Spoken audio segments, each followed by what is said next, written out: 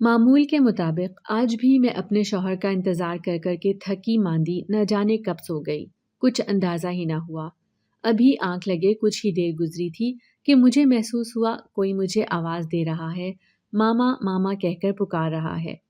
ایک دم میں ایک ویرانے میں آ پہنچی جہاں ہر سو اندھیرا تھا، گہرا سناٹا تھا، فقط ایک آواز تھی اور وہ تھی کتوں کے بھونکنے کی۔ معلوم پڑ رہا تھا کہ گویا رات کا نظارہ ہے۔ اس گہرے اندھیرے میں نہ جانے کیوں خوف سا محسوس ہو رہا تھا۔ پھر کچھ سوچ کر میں نے قدم بڑھانے شروع کیے۔